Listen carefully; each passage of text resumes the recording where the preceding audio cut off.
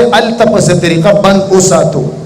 ډیره موده بعد دی بیا آزاد شو، بیا د ګډو او د اوخانو په قافله کې بیا روان دی. بیا ورته رسول الله مبارک خوب کې راغی او دی گورنر دی عبدالرحمن نجامی چې کله پیدا کو نو دی ورټو سخت خبرې ورته وکړي او جیل کې واچو. رسول الله صلی الله علیه وسلم ورته بیا خوب کې راغی چې د څه ګناه خو نه ده کړی چې دا تا بند یعنې ساتلی دی او دا تا ورټو، خو ده د عشق او د محبت نه ډک یو څو اشعار یو نعت یې لیکلی دی، اشعار یې لیکلی دي هغه به ماته وایي. نو هغه اشعار چې دی راځي نو دا دومره د عشق او د محبت نه ډک دي چې دی ماته د اشعار شروع کړي نو زه به د قبر نه راوځم او زه به دله لاس ورکوم او دا به هغه حالت چې دا به د قیامت منظري، ځکه زه چې د قبر نه راوځم نو هغه د قیامت علامه. نو دته ووایه کو راځي نو راشه عبدالرحمن نجامی ته ووایه خو اشعار به دې راته نه وی ګورې دا ډېر د عشق نه ډک دي. وایي هغه اشعارو کې اولنۍ کړی زمونږ د بزرګانو نقل کړې ده، نسیمہ جانب بطحا گزر کن، نسیمہ جانب بطحا گزر کن. نسیم د لغت کې د سحر د هوا ته وایي چې دا روانې په دې دشت و بیابان کې. وایي ای هوا ته چې کله د رسول الله مبارک صلی الله علیه وسلم په دې مدینه منوره شهر مبارک باندې تیریږي نو رسول الله مبارک ته زما لږ حالات هم خو بیان که که نه، دا د اواز سره خبرې کوي، اواز سره اواز ته لګیا دی.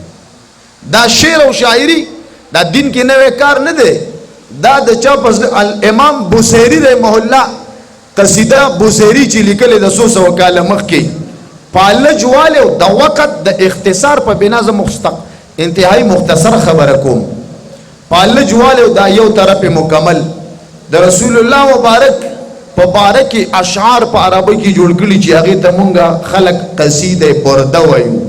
برده چادر ته وایي، صادر ته وایي، فارسی عربي زبان کې قصیده د اشعارو قصیده چې امام بوصیری رحمه الله دا لیکلې ده. او د نیم بدن پالج والو خوب کې ورته رسول الله مبارک راغی، ده ورته دا قصیده برده چې ده دا ورته شروع کړه. یو څو کړۍ چې ورته وویلې نو یو کړۍ ته ایره شوه نو رسول الله مبارک ورته خوب کې وایي ورپسې مو وایه وایي. نو دی وایي دې سره سمون نه خوري، دا کړۍ ماته نه راځي. نو ورپسې کړۍ ورته رسول الله مبارک د شعر او د نعت په خپله باندې جوړه کړه او دا کړۍ ورته رسول الله مبارک په خوب کې برابر کړه او د باندې دا پالج دا بیماری وپی دا بدن ټول والو رسول الله مبارک په خوب کې لاس مبارک راخ کو او د دې شعر او شاعرۍ په بدله کې ورته ناتخوان ته خلک پیسې ورکوي که نه، وایي دې ته څه ضرورت دی چې پیسې وله ورکوي. وایي اشعار یې ووي رسول الله مبارک په انعام کې وله په خوب کې یو صادر ورکو چې دی راپاڅېدو چې ویې کتو نو لاس مبارک په نبی آخر الزمان مبارک راښکلی او پالج مکمل ټیکو، هېڅ بیماري پې نه وه. چې ویې کتل په حقیقت کې په ایغه باندې هغه صادر ورته میلاو شوی و، په حقیقت کې میلاو. دې وجې نه شعر او شیخ الهند محمود الحسن الدیوبندي یو شعر ویلی، یو ځای کې د ختم نبوت پروګرام دا شعر مالته ووی، هلته علماو له هم ډېره مزه ورکړې وه. شیخ الهند رحمه الله وایي جنت سره خبرې کوي، جنت سره جنت ته خطاب کوي. جنت ته وایي تجھ میں حور و قصور رہتے ہیں، تجھ میں حور و قصور رہتے ہیں، میں نے مانا ضرور رہتے ہیں، لیکن اے جنت میرے دل کا طواف کر میرے دل میں حضور رہتے ہیں.